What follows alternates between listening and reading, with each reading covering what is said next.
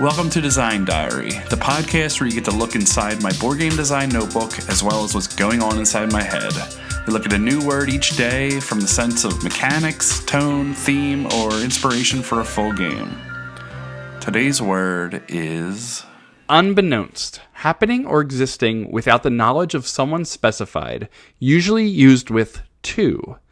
Not known or not well known, unknown. There we go. Mm-hmm. Unbeknownst right. To. Yeah, and that's what was the most important thing. Is unbeknownst to is that there is a third party or even a second party of someone that has to not know it. Yes, exactly. It's not something that is unknown to all. It is something unknown to a person. And I kind of kept hitting on unbeknownst to me. I don't know why that just got stuck in my head, but to me was the word I followed to with. Okay, so did your game focus? How did that evolve into a game? So I have like 3 ideas. Okay. Sit this turn out is what I wrote in quotes.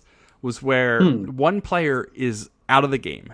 They're basically not making any actions, and they're also not able to see or hear what's going on. And then everybody else gets to make some sort of plans that one player doesn't know. So it could be how they're going to sabotage them, or it could be things that they just don't want them to know that they're going to do. But it's a competitive game where basically the turn goes around, and on your turn, you're just out. So you leave the room, or whatever. I don't know how it could be physically done with a game, but if there was discussion that wasn't verbal and it was shown, maybe the person just doesn't look or whatever.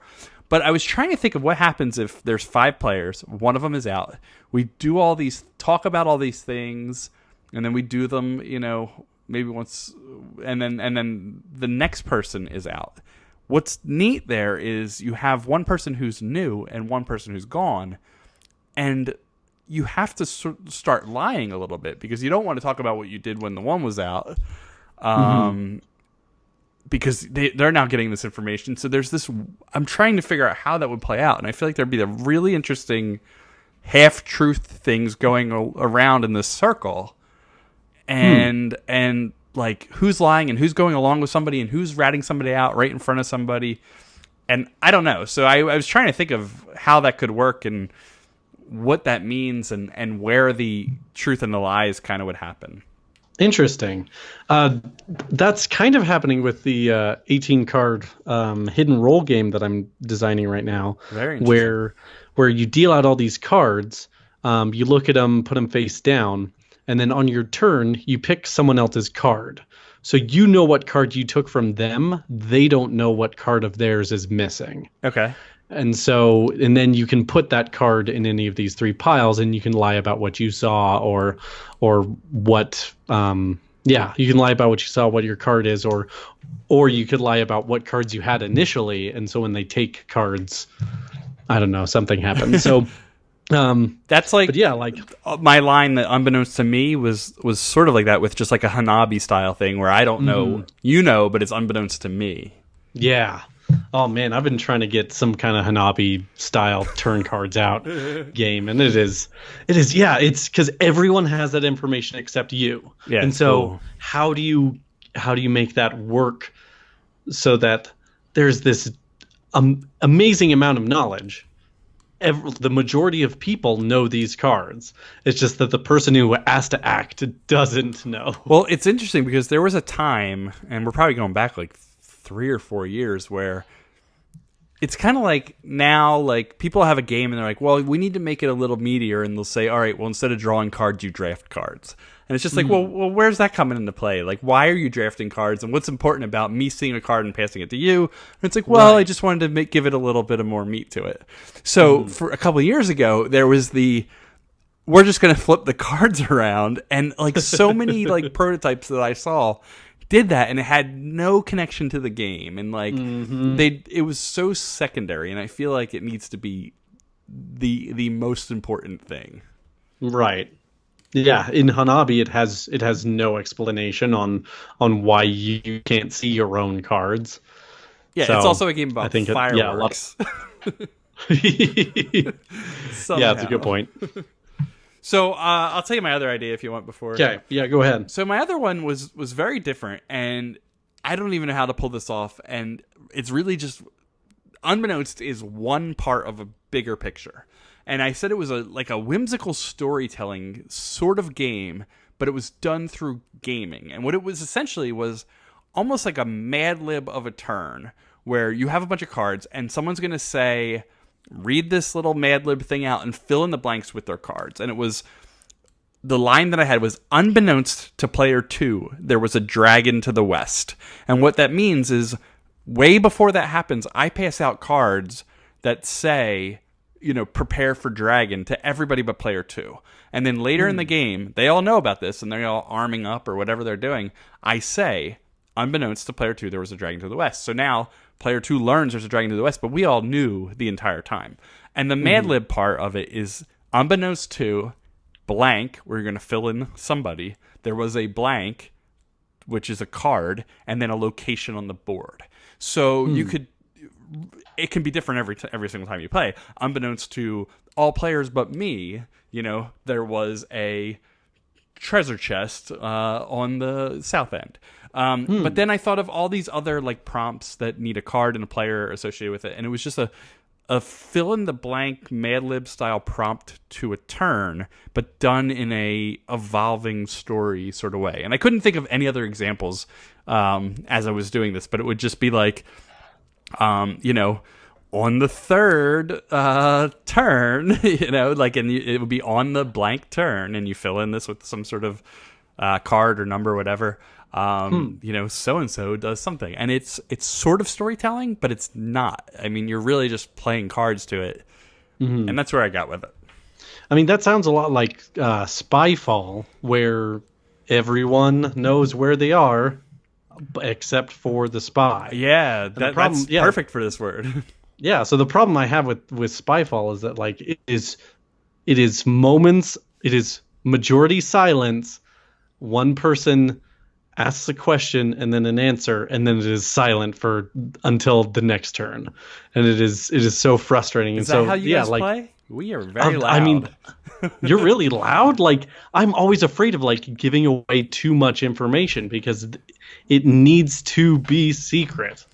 We're loud in that we basically all make declarations of everybody after every turn, essentially. Got it. Okay. It's more of a, that makes sense. It's more of a meta loud than an in-game loud.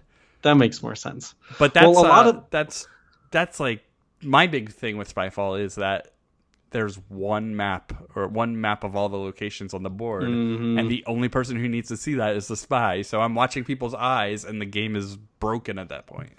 Yep. Yeah, and so the problems that I came a lot with these ideas that I had, it was a lot with invigilate, one of the words that we had before, which was keeping watch on someone.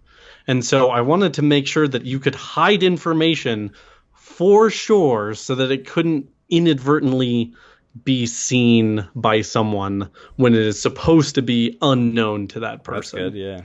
So like hiding something on the underside of a token, that could be a problem. If it's a card, Eric Martin recently mentioned in his review of Fae that these hidden identity cards are full bleed. And so you can tell the color if it barely lifts up or it's reflected off the table.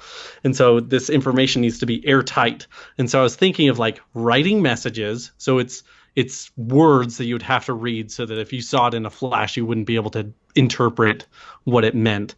So it's secret notes in bags that you pass to people.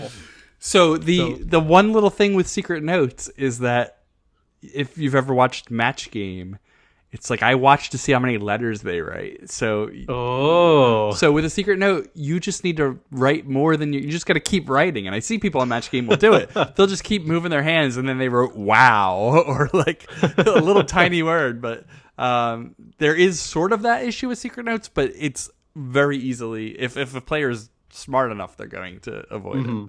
Yeah, and that's the thing. I think it would have to involve like two people would go into another room, like in diplomacy, you have like a specific room where things take place that other people don't know about. Yeah.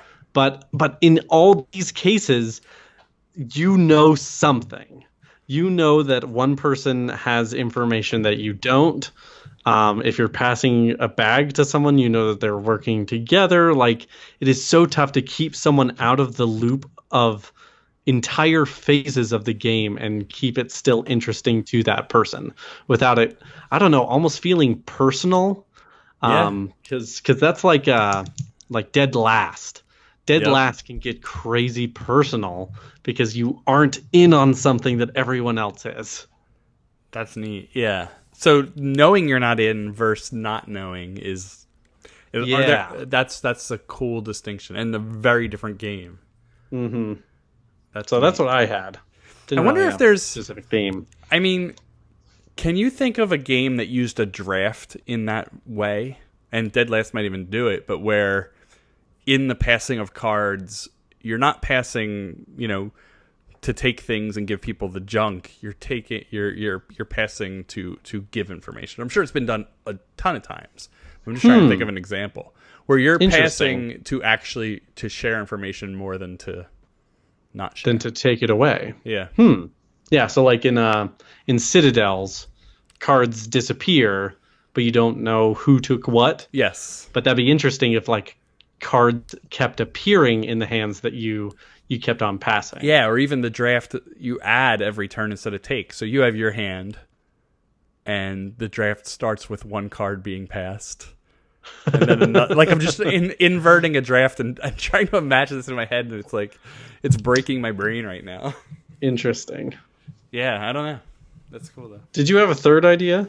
The third was just Hanabi. Basically, you just that's it was the unbeknownst to me. Mm-hmm. Yeah, the card turning out one that I had was you were going to pick a specific person, and you would both pick a card from your own hand simultaneously, and you would hope that you would both pick the same card from your own hands. Oh, neat. Yeah. But like, how would you know what card you had, and how would you signal that they needed to pick a certain card? We have a little tiny 9-card game that Christopher Chung made. Called Little White Lie, and it's Hanabi style. Your cards are facing the other way, and you're trying to pick. Oh my god, it's been a while since I played it, and I'm going to mess this up. But you're picking a card from you're picking a card to play that you don't see, and you're basing that off what you do see on your opponent. So if I see that you have 1s and 2s, like I'm trying to beat that. And terrible explanation and everything, but what I'm trying to do is get one of each number or one of each number of people, and there's 2 different values on each card, but not break a certain number. So knowing what you have out, I can hope to go low, and like, if the higher number will cancel out the other one and stays out. So I'm hoping that you can, break this, or if I see that you have a bunch of the same icon or whatever, but what the choice I have is I look at yours and I see what you have, and I can either play one from mine randomly or I can pass the turn. And that's really the big choice in the game is do I play or pass? And it's really just taking a risk. But it's so much fun. It's 9 cards, and there's this sort of breaking point where I don't remember if we all lose or just, the player with a certain thing loses. But yeah, that's one of the few games I've played and published that have that Hanabi thing. Interesting. I'll have to check that out. So the one thing that I just made a note in my notes was I almost want to give myself a post, and like I say every day, but every time we do this, like a post episode challenge. And my challenge was, I thought about it as I was writing this, was what would be my Hanabi game? And I almost just wrote like even just a theme just to just say mine would be, I don't know, going blind into a smoky building and you're a fireman because I saw a building on fire today. Interesting. But I made a note that I want to give myself some sort of challenge like that. So I don't know where that comes into play, but someday I'm going to do. The benefit of the Hanabi one is that I would also want it to be done entirely in hands, so that cards don't touch the table. So I'm just adding stuff, constriction upon constriction, in there. So it'd be an 18 card Hanabi game where the cards don't touch the table. That's hot right now. Yep. Tableless. I don't know what they would call it. There's a name for it. I don't know what it's called. Some marketing slick term. Yeah, I called it years ago a game you could play in bed. I don't know why that was a thing that came up, but it was like, if I'm in bed, what can I play? Mm-hmm. Nice. The answer is Netflix. That's usually my answer too. All right, cool. I think that's good. Did you have anything else? Nope, that's it. We got it all. Unbeknownst to me. Mm-hmm. We're done. Yay. All right, see you next week. See ya.